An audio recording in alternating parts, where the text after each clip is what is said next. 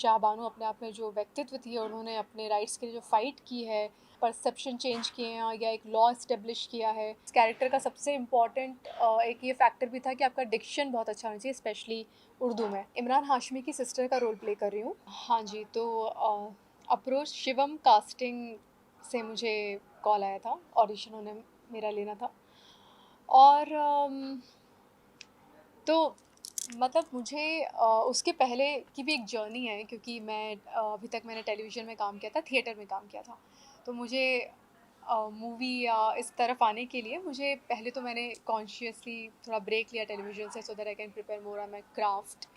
और लगभग 3 साढ़े 3 साल मैंने काफ़ी अपने आप को तैयार किया, क्योंकि मुझे जिस तरह का रोल चाहिए थे वो मुझे ऐसा लग रहा था I have to expand my horizon, I have to try different medium so that I can get different to play different characters. तो वो प्रिपरेशन करते करते करते बहुत वर्कशॉप किए, बहुत सारे क्राफ्ट पे काम किया। और इस जर्नी के दौरान अभी कुछ टाइम पहले शिवम गुप्ता का मुझे कॉल आया था कि they want to take an audition. और बस फिर मुझे ऑडिशन मिला एंड आई रियली मतलब everybody love my performance, specially Supan Verma, क्योंकि डायरेक्टर ही जो फिल्म के होते हैं वही डिसाइड करते हैं किस एक्टर को फाइनलाइज करना है। तो उनको बहुत पसंद आया मेरा परफॉर्मेंस, और उर्दू लैंग्वेज पे भी पकड़ मेरी उन्हें अच्छी लगी, क्योंकि इस कैरेक्टर का सबसे इम्पॉर्टेंट एक ये फैक्टर भी था कि आपका डिक्शन बहुत अच्छा होना चाहिए, स्पेशली उर्दू में। और मैंने ऑलरेडी उर्दू उर्दू वैसे तो मेरी ठीक थी, बट और भी मैंने एक वर्कशॉप ली थी, मुश्तबा जी कर हैं, उर्दू की वर्कशॉप कंडक्ट करते हैं मुंबई में। तो उनसे ऑलरेडी मैंने ट्रेनिंग ली हुई थी, and then this audition came my way and then I really prepared well and yeah got the role. हाँ जी, तो मेरे किरदार का नाम इरम है और मैं इमरान हाशमी की सिस्टर का रोल प्ले कर रही हूँ। और साथ ही साथ शाह बानो की मैं इमरान हाशमी मतलब जो किरदार है और उनकी सिस्टर हूँ, और शाह बानो की मैं बेस्ट फ्रेंड हूँ, यामी गौतम की। तो बेसिकली जो मेरा किरदार जो रिप्रेजेंट कर रहा है वो उस सेगमेंट ऑफ फीमेल्स को रिप्रेजेंट कर रहा है जो कि सोसाइटल नॉर्म्स को मानती है। जैसे कि शाह बानो ऐसी व्यक्तित्व थी जो जिन्होंने फ़ाइट की अपने राइट्स के लिए, और मेरा हमेशा से उन्हें ये कहना था कि मत करो फ़ाइट वाइट, शांति से घर बैठे रहो, which is very opposite of me as Paridhi. I am not at all like that, but I do understand कि बहुत मुश्किल होता है एक औरत को अगर अपने अपनी चीज़ को मनवाना है, अपने राइट्स के लिए आवाज़ उठानी, वो आसान नहीं है। किसी भी सोसाइटी में आसान नहीं है, ऑल ओवर द वर्ल्ड मुश्किल है। तो मेरा जो किरदार है वो उस मुश्किलों में, उन उलझनों में नहीं उलझना चाहता है, तो मैं वो चीज़ शाबानू को समझाने की जतन में थी। वही मेरा ऑडिशन का भी एक क्लिप जो मुझे मिला था, जो डायलॉग्स मिले थे, तो वो रिप्रेजेंट कर रही हूँ। और बस वो किरदार मैंने पोर्ट्रे किया। I was aware of the Shahbano's case, मैंने इसके बारे में पढ़ा भी था, और एक्चुअल में स्टोरी और ये इंसिडेंट इंदौर का ही है जो मेरा होम टाउन है। तो मैं डेफ़िनेटली अवेयर थी, और बैक ऑफ द माइंड मुझे था कि ये एक रियल स्टोरी या रियल इंसिडेंट है जिस पे ये मूवी बन रही है, which is okay. I was really happy about this fact, क्योंकि ये जो बड़े बड़े माइलस्टोन हुए हैं हमारे देश में, जिसने बहुत बड़े लेवल पे लोगों के परसेप्शन चेंज किए हैं या एक लॉ इस्टेब्लिश किया है, इन इन मुद्दों पे बातें होनी चाहिए। और जिस तरह से शाह बानो अपने आप में जो व्यक्तित्व थी और उन्होंने अपने राइट्स के लिए जो फ़ाइट की है, वो काबिल तारीफ़ है, और मुझे लगता है कि ऐसे मुद्दों पर, ऐसी इंसिडेंट्स पे बातें होनी चाहिए। तो I was really happy that somebody is making film on this topic. तो मैं कॉन्फिडेंट तो बहुत ही, क्योंकि मुझे पता था कि मुझे आज मैं वहाँ पर हूँ because I deserved it, because I cracked the audition. So I was pretty confident and I have almost a decade experience of acting. It's been almost a decade that I am acting. तो वो सब मुझे कोई दिक्कत नहीं थी, और मेरे माइंड में है ना, मैं वो हिरार्की इतनी रखती नहीं हूँ, वो रखती है दुनिया, market, what ever, but I just keep it, if I am working with someone and I M equal, and with that approach I wasn't nervous, I was very happy rather what I was doing. और बल्कि मेरा ये भी approach था कि इनसे मैं क्या सीख सकती हूँ, क्योंकि इतने सीजन्ड एक्टर्स हैं, तो ये how they behave on set, how they perform, I really wanted to observe them, which can add some learning to my craft. तो उस अप्रोच से आई एन्जॉयड। हाँ, वो नेगेटिव कैरेक्टर तो चलो, एक एक्टर को कभी नेगेटिव कभी पॉजिटिव, वो डिफरेंट शेड्स मिलते हैं, which is fine. It was nice. बहुत ज़्यादा, चूँकि इस तरह का स्केड्यूलिंग नहीं थी कि हम बहुत ज़्यादा इंटरैक्ट कर पाएँ, पर whatever little interaction I had that was nice. I have already mention this thing that जब मैं ये शो कर रही थी, मतलब ये मूवी कर रही थी, उसके पहले ही कुछ दिनों पहले मैं इमरान हाशमी की किताब पढ़ रही थी, किस ऑफ लाइफ, और मुझे पता नहीं था कि एक दिन अभी कुछ दिनों बाद मैं उनके साथ मूवी करने वाली हूँ। तो वो उस किताब का मैंने उनसे ज़रूर ज़िक्र किया था कि मुझे आपकी किताब बहुत अच्छी लगी थी, बहुत हार्ट टचिंग किताब है ही वो। उन्होंने अपनी बेटे के साथ जो उनकी जर्नी गई है, कैंसर हो गया था बेटे को, अब तो he is with God grace सब कुछ ठीक है। तो I did discuss about you know that book. I think ये जब से हम लोग धीरे धीरे हमारी दुनिया सीमित होती जा रही है ना मोबाइल पे, तो ये बड़ा टफ कंपटीशन दे रहा है आजकल, छोटा स्क्रीन बड़े स्क्रीन को। मुझे लगता है फिर भी जो अच्छे कंटेंट हैं वो आ रहे हैं, उसको उसको सराहना भी मिल रही है, ऑडियंस उसे देखने जा भी रही है। तो I am just hopeful that audience must turn up to watch this film, क्योंकि बहुत ही कमाल की, बाकी सब पॉलिटिक्स वगैरह सब साइड में, I am just looking this movie as a film where we could hear the voice of a woman, how she stands for her right, how she fought for her rights. तो अगर हम उस हमारी देश की एक औरत की कहानी को सेलिब्रेट करने का अगर जज्बा रखें, तो ये कहानी और ये मूवी देखने ज़रूर जाना चाहिए। एंड आई एम होपिंग कि ज़्यादा से ज़्यादा मूवीज़ अच्छा काम करें, ताकि लोग फिर से थिएटर जाएं, जो अब कम हो रहा है, which is an unfortunate thing. Yeah but we can just hope. तो मेरा एक्चुअली फर्स्ट शो, जो टेलीविज़न शो मैंने फाइनली जो किया था, वो तेरे मेरे सपने था, जिसमें बहुत ही शानदार किरदार मिला था पोर्ट्रे करने के लिए। मीरा नाम था उसका, और वो डबल रोल कर रही थी। और सब लोगों को लगता था ये बड़ी भोली सी मासूम सी दिखने वाली लड़की नेगेटिव कैसे करेगी, बट मुझे पहला ब्रेक ही नेगेटिव रोल से मिला था, विच वॉज वेरी फैसिनेटिंग। और बहुत ही, मतलब मुझे वही ध्यान है, जब मैं शुरुआत कर रही थी, जब नई नई मुंबई आई थी, जब मैं ऑडिशन में, that time I was doing theatre, but मुझे कैमरा फेस करने की आदत नहीं थी, तब मैं बहुत नर्वस भी रहती थी। नर्वस से ज़्यादा शायद मैं जिस तरह की डायलॉग्स बोलती थी, मुझे कास्टिंग डायरेक्टर ने एक बार बोला था, कुलविंदर बख्शिश now is my very good friend and acting mentor, वो काफ़ी उम्दा काम कर रहे हैं आजकल। तो उसने मुझे कहा था कि तुम ऐसे बोलती हो जैसे कि कोई न्यूज़ एंकर एंकरिंग कर रहा है, तो थोड़ा डायलॉग बोलना सीखो। Then of course over the years I worked on my craft, and फिर जब जब तक मैंने तेरे मेरे सपने का ऑडिशन दिया था, तब तक मैं काफ़ी प्रो हो गई थी। तो इसलिए ऑडिशन सबको काफ़ी पसंद आया था, and I got my first role. Theatre, देखिए थोड़ी सी अप्रोच तो डिफरेंट है थिएटर और कैमरा एक्टिंग की, but definitely to start with, if you are newcomer और आपको अभी एक्टिंग की दुनिया में जाना है, तो आपको कोई ब्रेक तो देगा नहीं। अब वेयर विल यू प्रैक्टिस, और एक्टिंग बहुत ज़्यादा रियाज मांगती है। सब सारे आर्ट फॉर्म में रियाज है, सिंगर सिंगिंग करता है, डांसर डांस करता है, एक्टिंग की भी रियाज चाहिए। मैं आज भी हफ्ते में 2 दिन एक्टिंग पे रियाज करती हूँ। सीन वर्क्स होते हैं, आर्टिस्ट कलेक्टिव अतुल मुंगिया के वहाँ पे सीन वर्क होते हैं, रुपेश टिल्लू के यहाँ सीन वर्क होते हैं, और हर हफ्ते वहाँ जाना, सीन ऑडियंस के सामने परफॉर्म करना, तो ये रियाज बहुत ज़रूरी है। तो जो न्यू कमर है उनके लिए थिएटर इसलिए बहुत ज़रूरी है, क्योंकि वो आपको एक खोलता है, आपको बहुत सारी चीज़ें सिखाता है, बट वहाँ पे फिर भी मेरा जो एक्सपीरियंस है, प्रोजेक्शन है, क्योंकि आपको ऑडियंस तक पहुँचना है, और कैमरा एक्टिंग बहुत सटल एक्टिंग है, वो बहुत इनर इंटरनलाइज एक्टिंग है। तो आप थिएटर बेशक करें, और सबको करना चाहिए। वो आपको बहुत बड़े पैरामीटर पे आपका दिमाग खोलता है, पर जब आप कैमरा एक्टिंग कर रहे हैं, तो फिर वो थिएटर वाली एक्टिंग को ड्रॉप करना और ये नए क्राफ्ट को सीखना, टू फेस द कैमरा, क्योंकि कैमरा अब आपको यू नो आप आपको यहाँ ऑडियंस तक पहुँचना है, कैमरा ऑलरेडी आपके पास आता है, तो थोड़ा आपको फिर ट्विक करना आना चाहिए अपने परफॉर्मेंस। हाँ, मतलब मैंने जब मेरा मैं तो तब इसी बात में खुश थी कि मुझे लीड रोल मिल गया है। क्योंकि उसके पहले मैंने जितने भी शोज़ किए थे, I was doing character roles, तो वही ब्रेक थ्रू मेरे लिए बहुत बड़ी बात थी। नहीं सोचा था, और करते करते वो शो इतना बड़ा मेगा हिट बन गया, and people till today, like people are following the show, and हर जो इंसान मुझसे मिलता है उसके पास एक जोधा अकबर की स्टोरी होती है कि ये हमारा ये एक्सपीरियंस है। एंड रिसेंटली मैंने Zee TV people have also called me, and now Jodha Akbar is rerunning in countries like France and Germany, and over there also people are like fan of this show, and they wanted to meet अस।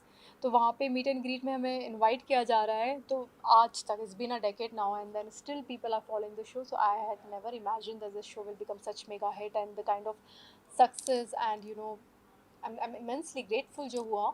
नहीं नहीं, मैंने ऐश्वर्या नहीं, मैंने ऐश्वर्या को तो नहीं सोचा था। मुझे मेरे दिमाग में था कि मैं किसी को कॉपी तो नहीं करूँगी। रेफ़रेंस पॉइंट अगर था तो मुग़ल-ए आज़म का ज़रूर था थोड़ा-सा दिमाग में, ज़हन में। अम, बाकी मैंने ना एक्चुअली जोधा अकबर तक मैं बस एमबीए कर के ही आई थी और 2 साल मैं एक्टिंग में स्ट्रगल कर रही थी। तो मेरा तब तक अप्रोच बहुत ज़्यादा वो पढ़ाई-लिखाई करने वाला था कि जोधा है मतलब कि मुझे हिस्ट्री की बुक्स पढ़नी पड़ेंगी, मुझे समझना पड़ेगा। मैं बहुत हिस्टोरियन से मिली, जिनसे मैंने पूछा उस ज़माने में औरतें कैसे बिहेव करती थी, क्या होता था। तो मैं बड़ी पढ़ाई-लिखाई करने वाली बच्ची थी, एमबीए कर आई थी, तो मेरा वो अप्रोच था। तो इनफैक्ट जोधा के तो मैंने वो सारी किताबें पढ़ी, मैंने अकबरनामा जैसी किताबें पढ़ी, तो वहाँ से रेफरेंसेस निकाले how female of that era used to behave. एक बड़ा फ़नी इंसिडेंट ये हुआ कि मुझे लगता था, और पहली बार जब मेरा इंटरव्यू हुआ, जोधा अकबर हिट हो गया और पहली बार मीडिया इंटरेक्शन करा था, लाइफ़ का फर्स्ट एक्सपीरियंस, और मैं बहुत पढ़ के जा रही थी, मैं किताबें पढ़ रही थी हिस्ट्री की, मुझे लगा मीडिया वाले मुझसे हिस्ट्री के सवाल पूछेंगे, मुझसे अकबर ये वो सब पूछेंगे। अम, पूछा जा रहा था ज्वेलरी के बारे में, ड्रेस के बारे में, मेकअप में। तो वो मेरे लिए शौक था, हाँ, ऐसे सवाल। पर ठीक है, वो एक अपना वो चीज़ें से फ़ीमेल हमारी बहुत कनेक्ट होती हैं, जिसका मुझे इम्पोर्टेंस बाद में पता चला, पर मेरा अप्रोच वो था। हाँ, मतलब बहुत ज़रूरी होता है, आप उसको जीने वाले हो, तो आपको पता तो होना चाहिए आप किस इंसान को जीने वाले हो। ब्लैंक जाएँगे तो वो स्क्रीन पे दिखता है। तो ये तो मेरी अब और स्ट्रॉन्ग लर्निंग हुई है इस दौरान कि वो एक इनर वर्ल्ड होता है एक्टर का, ये तो वो कितना ज़रूरी होता है। अगर मेरे पास इनर वर्ल्ड नहीं है तो मैं अपने डायलॉग्स के अलावा कुछ कुछ दे ही नहीं पाऊँगी। पर वो जो मैं किरदार कर रही हूँ उसकी अपनी एक दुनिया है, उसकी एक जिया हुआ जीवन है। वो सब तभी रिफ्लेक्ट होगा when you do a proper homework, उसको समझना, उसे स्टडी करना, तो फिर अपने आप ही फ्लो करता है। जो बहुत रॉकेट साइंस भी नहीं है, मुझे ऐसा भी नहीं कि मैं बहुत मतलब बड़ी बातें हैं। ये बहुत बेसिक चीज़ें हैं जो बहुत मस्ट हैं और इसमें मज़े आते हैं। सबसे मज़ेदार है ना कि यही तो एक्टिंग और एक्टर बनने का सबसे इंटरेस्टिंग इंट्रिग्ड पार्ट है कि आप एक एक किरदार को जीने वाले हो, तो उसमें जितना उसे खोदो, उसे जानो, अपने से अलग। जो मैं हूँ वो तो मैं हूँ ही, वो तो मैं अपने साथ जी रही हूँ, बट अब जो मैं नहीं हूँ और वो मुझे करने को मौका मिले तो उसमें बहुत मज़े आते हैं। उसका आउटकम जो आ रहा है वो अच्छा तो लगता है, बट उस पे मैं इतना इंडल्ज नहीं होती हूँ। तो वो इसलिए मेरी मेमोरी में वो सारी चीज़ें इतनी स्ट्रांगली रजिस्टर्ड नहीं है। It was a good. अच्छा ये लगता है कि आपके जो क्लोज़, स्पेशली जो आपके पेरेंट्स हैं, वो प्राउड फ़ील करते हैं और सडनली आपको जो सब्ज़ी वाले हैं, मम्मी को फ्री में धनिया देते हैं। और मम्मी बताती है, पता है मैं उनसे मिली, मैंने मम्मी पापा सबको ढिंढोरा पीटते हैं, मेरी बेटी ये है वो है। तो उनकी जो खुशी है ना, वो आपको खुशी देती है। एज़ अ पर्सन इंडिविजुअली आपको उसी चीज़ से खुशी मिलती है, जो मेरा एक्सपीरियंस है। हाँ, ये ज़रूर था कि अचानक से स्ट्रेंजर्स आकर मेरा नाम ले रहे हैं या मुझे रिकॉग्नाइज़ कर रहे हैं, तो वो शुरू-शुरू में लगता है ये मुझे कैसे जानते हैं, बट वो फिर ऑब्वियसली आपको समझ आता है, अच्छा अच्छा आप तो एक एक्टर हैं। बट बहुत सारे क्रेज़ी, मतलब पहले तो मुझे ये लग रहा था ये जो फ़ैन की दुनिया है ना, मुझे पहले तो समझ ही नहीं आ रही थी कि ऐसे कैसे लोग हो सकते हैं, ऐसे कोई किसी के लिए इतना पागल, इतना दीवानगी कैसे रख सकता है। तो मैंने बहुत पहले भी बात की, मुझे लगता था ये सब ये कोई कर मतलब ये रियल नहीं है। तो बाद में मुझे पता चला नहीं यार, ये सब रियल होते हैं, रियल में ऐसे फैंस होते हैं, like people really love you and appreciate you and they go like beyond to express their love towards you. और कुछ-कुछ तो ऐसे-ऐसे अतरंगी एक्सपीरियंसेस हुए थे। वो आपको गिफ्ट आने लग जाते हैं अचानक से। हाँ, गिफ्ट तो बहुत आए मुझे। और हाँ, अरे अच्छा, एक लंबे-चौड़े लेटर्स आते थे जिसमें कुछ बॉयज़ वो बोलते थे हम हमारी इमेजिनेशन में किसी लड़की से शादी कराएँ तो वो आपकी जैसी होगी। मैंने कहा वो जोधा होगी, परिधि को तुम जानते नहीं हो। मुझे लगता है कि मैं तो आई कांट कीप एक्टिंग, मैं रियल लाइफ में जैसी हूँ वैसी हूँ। अम, लोगों का परसेप्शन तो बनेगा क्योंकि वो मुझे उस मीडियम के थ्रू देख रहे हैं, उनके लेंस वो बन जाएँगे। बट एज़ एन एक्टर मुझे लगता है it's very important to keep breaking that perception, इसलिए मैं I don't want myself just to identify with this one character Jodha. For me, I really respect and I am grateful that I played Jodha, but now it's over, I am done with that. I want to portray different characters, and gradually media is there to so that I can connect with people and can they can see my real self.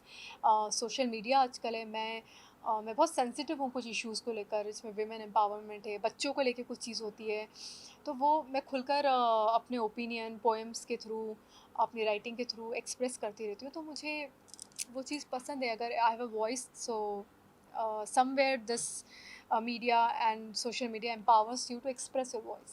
हाँ, वो conscious choices लेने पड़ते हैं, जिस choices के अपने consequences भी होते हैं, क्योंकि वो एक है ना कि आपका सही चल रहा है क्योंकि उससे एक बार आपको आइडेंटिफिकेशन तो मिल गया, मतलब लोग तो उसके लिए भी स्ट्रगल करते हैं, तो वो एक अच्छी चीज़ भी है, पर बुरी चीज़ पर्सनली मुझे तो लाइफ में मतलब एक्सप्लोरेशन और ग्रोथ ज़्यादा पसंद है। तो तो it took me a while, television में भी ब्रेक हुआ क्योंकि मुझे फिर बाद में पटियाला बेब्स और भी शोज़ करने को भी मिले, और अब I am breaking it even more, you know trying out different characters. I am also writing few short films, और मेरी कुछ शॉर्ट फिल्म्स अभी रिलीज़ भी होने वाली है जहाँ पे बहुत ही डिफरेंट शेड और यू नो पर्सोना देखने को मिलेगा ऑडियंस का। तो this is more exciting as an actor to portray different characters. मुझे ऐसा लगता है मेकर्स ने वो चीज़ मेरे अंदर देखी, तो कोई भी मेकर मुझे किसी रोल के लिए अप्रोच करता है, ये पैरामीटर तो रहता ही रहता है कि ये एक एम्पावरिंग वुमन की स्टोरी सुनाएगी थ्रू माई बीइंग और वॉट एवर। तो वो लेंसेज मेकर्स के आ गए after they saw me in Jodha. Be very honest, it's not easy, specially if you have a family to look after. Definitely support बहुत strong है मेरे पास, मेरी फैमिली का, इसकी वजह से from the day one. Even मेरा मुंबई आना ही मेरे हस्बैंड ने मुझे पुश किया, अदरवाइज़ मेरे अंदर वो करेज और हिम्मत और वो विजन भी नहीं था कि I can become an actor. वो सब होने के बावजूद मुझे लगता है मैंने एक बहुत स्ट्रॉन्ग चीज़ सीखी और ड्रॉप की है, ये मल्टीटास्कर का जो झामा है ना, जो औरतों पे डाला है, तो उसकी वजह से बेचारी गिल्ट में रहती है कि ये प्रोफेशनली भी बहुत बढ़िया करेंगी, पर्सनली बहुत बढ़िया नहीं। प्रायोरिटी देनी पड़ती है एक चीज़ को एक टाइम पे, एंड अल्टीमेटली आप मल्टीटास्किंग आपको करनी ही पड़ती है, बट माइंड में ये प्रेशर ना रखें ना कि कुछ चीज़ों को लेट गो करना पड़ेगा। अगर मैं आज प्रोफेशनली ग्रोथ करना चाह रही हूँ, तो मुझे सेक्रीफाइसेस अपनी पर्सनल लाइफ में करने ही पड़ेंगे, कोई दूसरा चारा ही नहीं है। एक ही इंसान है, 24 आवर्स का ही टाइम है, उसे फिट भी रहना है, उसे अपने क्राफ्ट में भी काम करना है, उसे 10 तरह की चीज़ें भी करना है। तो मुझे लगता है ये मैंने उस गिल्ट को ड्रॉप किया कि मैं यार इस समय ये कर रही हूँ तो वो नहीं कर पा रही हूँ, तो मैं उसका अब रोना रोना बंद कर दिया, नहीं कर पा रही हूँ, प्रैक्टिकली नहीं है, तो I M okay with it, even though I do it, but now I don't have the pressure कि अरे मैं अपने बच्चे का होमवर्क नहीं करा पाई, तो कल वो स्कूल में होमवर्क नहीं कर पाएगा, तो आई एम ओके, नहीं कर पाया, ठीक है कर लेगा या नहीं कर पाएगा। इक्वालिटी डेफिनेटली है, क्योंकि मैंने तो अपनी पर्सनल लाइफ में, क्योंकि मेरा बहुत ज़्यादा क्लोज़ कनेक्शन गाँव से भी है, मेरी फैमिली के बहुत सारे मेंबर्स गाँव में रहते हैं, आज भी रहते हैं, तो मैंने बहुत नज़दीकी से देखा है कि मुश्किल है औरतों को अपने तरह का जीवन जीने की जो एक राइट होता है वो मुश्किल है, उनकी वॉइस को वो जगह अभी तक नहीं मिली है, वो मुकाम नहीं मिला है।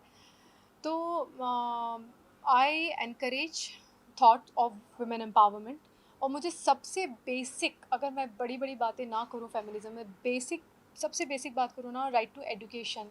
हर गर्ल चाइल्ड को एजुकेशन का राइट तो डेफिनेटली होना चाहिए, जो आज भी कितनी सारी, मैंने इंदौर में एक स्कूल, ये लड़की बचाओ लड़की पढ़ाओ अभियान से मैं जुड़ी थी, और वहाँ पे मैं बहुत सारी अंडर प्रिविलेज्ड बच्चियों से मिली, एंड देन आई रियलाइज़ कि वो स्कूल नहीं जा रही हैं, छोटी छोटी बच्चियाँ हैं। क्यों नहीं जा रही हैं? परसेप्शन पेरेंट्स का कि ये तो कल को शादी कर देगी, तो कहीं ना कहीं you know she will not add. हाँ, सरकारी स्कूलों में डाल देना, ये बहुत हो रहा है, और मुझे ऐसा लगता है कि ये चेंज होना चाहिए। कम से कम एजुकेशन का राइट तो उस बच्ची से मत छीनो, और उसके अंदर ये समझ नहीं है कि ये कितना ज़रूरी है, क्योंकि जब तक आप एजुकेशन आपको नहीं मिलेगा, आपके अंदर वो पावर ही नहीं आएगा कि आप अपनी बात रख सको, वो कॉन्फिडेंस ही नहीं आएगा। तो टू स्टार्ट विथ, बाकी सब भूल कर एजुकेशन का राइट तो हर गर्ल को मिलना ही मिलना चाहिए, जो मेरा पर्सनल ओपिनियन है। अच्छा फ़ील होता है, क्योंकि पर वो है ना कि आप बस एक-एक कदम चलते जाओ। वो मैं आज बैठ के आज से बाद में क्या होने वाला है मुझे नहीं पता। तो वो मैं बहुत ही सिम्प्लिसिटी से दिल से जो चीज़ें मुझे अच्छी लग रही थी उसकी तरफ मैं बढ़ती गई, बढ़ती गई। कुछ चीज़ें मैंने कॉन्शियसली लेट गो की। तो मुझे लगता है कि ओवरऑल हाँ, एक लड़की जो शायद एक समय ऐसा था स्कूल टाइम पे, आई रिमेंबर जब मैं बच्ची थी, मैं मेरे अंदर इतनी भी हिम्मत नहीं थी कि मैं क्लासरूम में एक सवाल पूछ पाऊँ टीचर से। और मैं सच बता रही हूँ, मतलब मुझे सालों साल लगे अपने अंदर हिम्मत बटोरने में कि मैं सवाल पूछ पाऊँ। और मैं रोज़ अपने आप को प्रिपेयर करती थी, आज मैं सवाल पूछूंगी टीचर से, आज मैं सवाल पूछूंगी आज। और मेरा दिल धक धक धक धक इतनी तेज़ धक धक करता था कि मुझे ना कानों में अपने दिल के धड़कने की, इतनी नर्वस थी मैं। And that girl who was lost, who used to feel very inferior somehow, वहाँ से coming here, being confident in herself on a craft, it's a journey and I loved it. सबसे पहले तो अपने अगर आप मुंबई में नहीं रहते हैं और मतलब अपने जिस भी शहर में रहते हैं शहरों को छोड़ना पड़ेगा, अपने कंफर्ट जोन को छोड़ना पड़ेगा। रोल मॉडल तो मुझे नहीं पता, इट्स अ बिग टर्म। और मतलब मेरा तो माना है किसी को ऐसा रोल मॉडल ना ही बनाए। हर किसी की अपनी जर्नी, अपनी स्टोरी है। दिल से अगर आप अपनी जर्नी को एक्सपीरियंस करना चाहते हैं और अपनी स्टोरी को जीना चाहते हैं तो स्टोरी को थोड़ा सा स्ट्रॉन्ग बनाइए। उसके लिए कंफर्ट को छोड़ना है। उसके लिए दिल पे हाथ रख के पूरी ईमानदारी से सच्चाई जो आप चाहते हैं, फिर वो दुनिया इधर की उधर हो जाए, फिर वो आपको उस पे चलना है तो चलना है। तो वो जज़्बा रखना बहुत ज़रूरी है। और अगर आप एक्टर बनना चाहते हैं तो I think you should start with theatre and be prepared to. ये सारा ग्लैम व्लैम सिर्फ दिखावा है, कोई ग्लैम नहीं है। भयंकर वाली मेहनत है, बहुत ह्यूमिलिएशन है क्योंकि बहुत रिजेक्शन फेस करने पड़ते हैं। सर झुकाकर सरेंडर कर कर शिद्दत से आगे बढ़ना पड़ता है। और ये एटीट्यूड बहुत ज़रूरी है कि ना नहीं कहना है, नो नेवर कि अरे ये प्रॉब्लम है। वो एक्सक्यूजेस देने वाला एटीट्यूड तो बिल्कुल हटाना पड़ेगा if you really want to move ahead in life. I love writing और ये मैंने पिछले 3-4 साल में I am honing my craft as a writer. And yeah, I would love to. Recently, few short films are going to get released in which I've written also. और मैं और भी लॉन्ग फॉर्मेट भी लिखने की कोशिश कर रही हूँ। And you know Boman Irani sir, जो कि everybody knows him, such a phenomenal actor and a director. तो वो स्पाइरल बॉन्ड उनका वर्कशॉप होता है राइटिंग का। I am getting training from there. मैं उनसे ट्रेनिंग ले रही हूँ। सत्यांशु जिन्होंने ब्लैक वॉरेंट लिखी थी, उनसे मैं ट्रेनिंग ले रही हूँ राइटिंग की।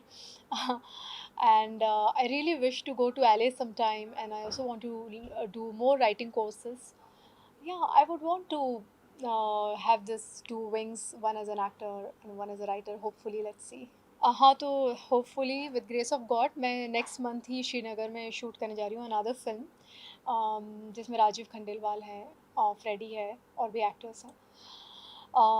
तो ज़्यादा तो उसके बारे में मैं बता नहीं सकती हूँ, बट डेफिनेटली श्रीनगर में शूट है and I will be there almost for 15-20 days। So I am looking forward for that project now. मतलब मैं संजय लीला भंसाली तो डेफिनेटली हैं क्योंकि I really love the kind of cinema ही मेक्स। पर मुझे ऐसे सटल, मुझे अनुराग कश्यप भी बहुत पसंद है। मतलब डिफरेंट डायरेक्टर, सबका जॉनर एकदम डिफरेंट है। अनुराग कश्यप एकदम different, reality, hard hit reality बनाते हैं, ये एकदम ड्रीमी बनाते हैं। तो या I would love to work with them. आप सब प्लीज़ सिनेमा में जाइए। 7 नवंबर को ये मूवी रिलीज़ हो रही है, हक। और प्लीज़ इस मूवी को देखिए, अपना ढेर सारा प्यार मेरे किरदार इरम को भी दीजिए। And we are looking forward for it.